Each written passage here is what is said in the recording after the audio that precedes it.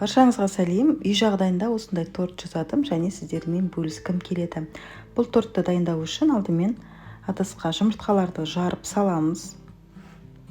Жұмыртқаны жарып болған соң үстінен қант саламыз. Және ванильный сахарды қосып миксерлейміз. Массамыз әппақ болып ағарғанша, яғни көтерілгенше миксерлейміз. Мен өзім 10 минуттай миксерледім, және ол сіздің миксеріңіздің жылдамдығына байланысты болады. Осылай ағарып, көтеріліп келе жатыр. Міне массамыз дайын болды. Осындай әппақ, пышный болып көтерілді. Келесі құрғақ заттыққа, яғни ұнға шым-шым тұз және қопсытқышты қосып араластырып алған соң, жаңағы массаға қосамыз біртіндеп. Осылай барлығын біріктіріп араластырып аламын да. Массамызға қосамыз. Електен өткізіп біртіндеп қосып араластырамыз. Осылай құрғақ заттарымызды електен өткізіп салып алған соң, осылай бір бағытта оңнан солға қарай араластырамыз. Мінекей, және де жартысын тағы да саламын. Және миксермен араластыруға болмайды. Массамыз отырып қалуы мүмкін. Сол себепті осылай лопаткамен жайлап араластырамыз. Барлығын бір тегіс масса болғанша араластырып аламыз.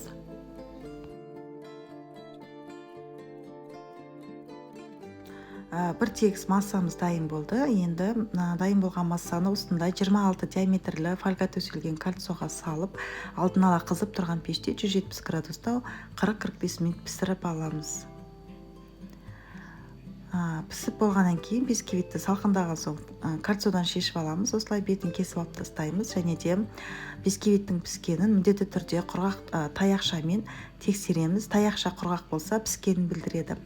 Және де осылай бисквитті 3 бөлікке бөліп кесіп аламын. Және көргендеріңізде бисквиттің диаметрі 26 см, биіктігі 6-7 см болады. Мінекей осылай 3 бөлікке бөліп дайындап алдым. Енді дайындап алғаннан кейін кремін дайындаймын. Алдымен салмасына сары майға 82% немесе 72% сары майды осылай біраз миксерлеймін. Бір 5 минуттай миксерледім, және ағарып кішкене көтерілгенше миксерлеймін осылай. Мінекей массамыз осындай әппақ болып шықты. Келесі вареный сгущенканы да жеке осылай миксерлеп аламын. Бір тегіс масса болғанша, түйіршіктер қалмауы керек. Мінекей осындай масса, әдемі масса болып шықты. Енді осыны қазір сары майға қосып бірге араластырамыз. Негізі торттың іші мен сыртына осы кремді қолдансаңыз болады екен, өте дәмді болып шықты, және де тиімді болады. Сливки мен творожный сырды қолдану міндетті емес. Мінекей осылай араластырып алған соң миксермен жақсылап біріктіріп, бір масса болғанша араластырамыз.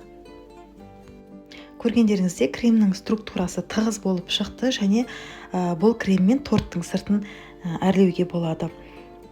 Және міндетті түрде бисквиттің барлық бетіне сахарный сиропты аямай жағып шығыңыздар. Жеген кезде жұмсақ болатын болады. Одан кейін кремімізді жағамыз осылай. Кремімізді осылай жағып, спатуланың көмегімен бетін тегістейміз. Үстінен екінші коржды орнатамыз. Оны да қазір сахарный сиропты жағамыз. Міндетті түрде шет-шетіне барлық жеріне жағыңыздар. Жеген кезде ауызда еритін болады. Одан кейін келесі кремімізді жағамыз, тағы да бір тегістеп спатуламен жағып шығамыз.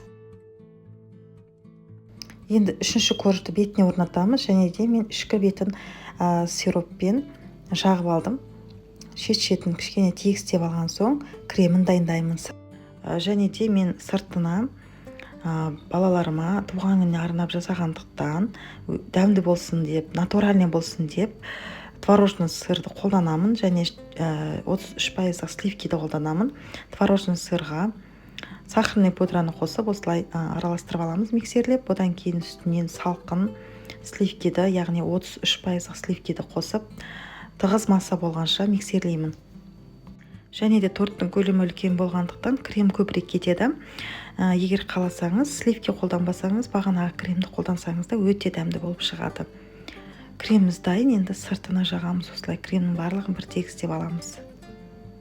Торттың сыртын әрлеуде мастер болмасам да, балаларыма туған күніне арналып жасалған торт дүкеннен сатып алғаннан гөрі осылай қолдан жасап берген дәмдірек болады деп ойлаймын. Және де бір түнге қалдырып қойдым. Міндетті түрде қалдырып қойыңыздар, сонда сіңіп тұрады крем. Мінекей ортасы осындай жұмсақ, өте керемет дәмді болып шықты. Жасап көріңіздер, астарыңыз дәмді болсын.